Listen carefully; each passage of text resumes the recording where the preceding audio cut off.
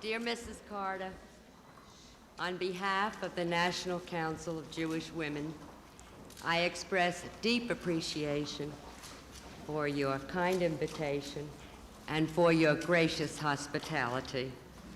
Last month, when I visited the White House with John Gardner, along with a delegation from the National Coalition of Voluntary Organizations, I was privileged to hear the President speak about the voluntary sector and its vital role in American society.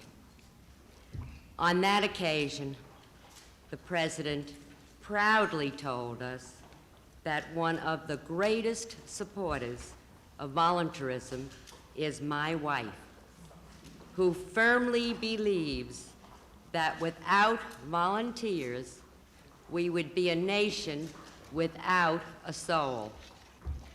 I assure you, Mrs. Carter, that every woman in this room agrees with you wholeheartedly.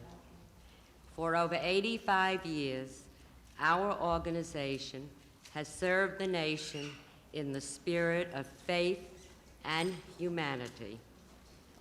By your personal actions and volunteer activities, we believe you exemplify this same spirit. Therefore, I am proud and pleased to present a special award to you that has not yet been delivered to me.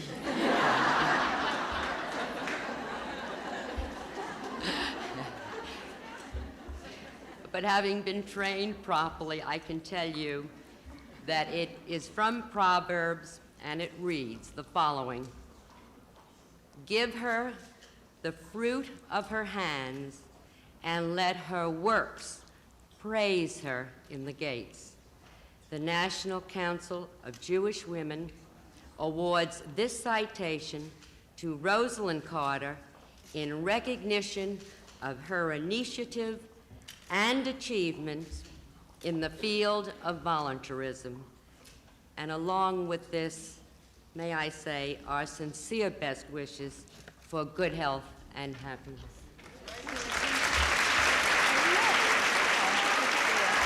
Good to see you.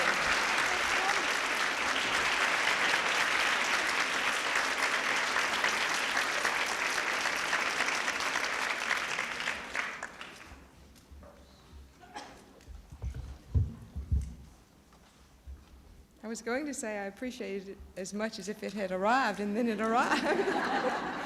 But I really am pleased and grateful to you, and thank you so much for this citation.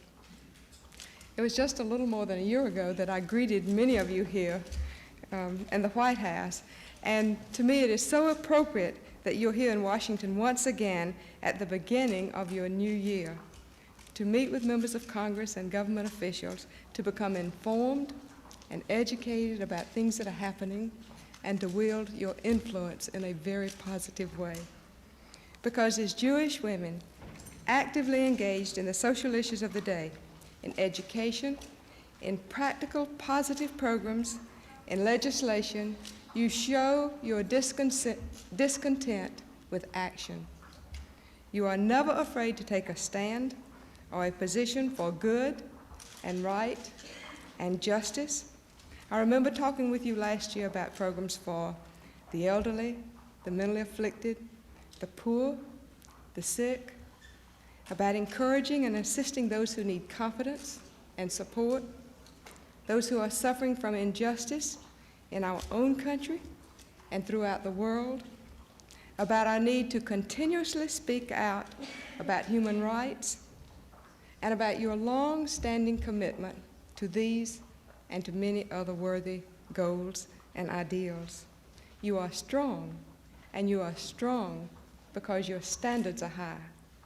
And when you talk, others listen to you. You are an inspiration to those around you, and you have a positive effect on women as Americans and as Jews. I look upon the National Council of Jewish Women as a model for national voluntarism and involvement. I am committed to the efforts of public service and private initiative, because I believe that as free Americans, we must undertake a large part of these tasks as individuals. I have done a lot of traveling. I have looked at a lot of programs that serve and help others. And if there are not people in communities who care if those programs work, they're not going to work. They can be government programs, they can have money poured into them, there can be programs that are started for good causes, but if they're not people like you who are persistent and who care, the programs are not going to work. But you care, and you make a difference. Without the hours of devotion and dedication and dollars contributed by individuals like you, our nation would indeed be poorer. You know the importance of interests and causes and ideas that are larger and more enduring than oneself. And it is important that we all realize our full capacity as human beings to live richly and responsibly and to do our part to help create a better world.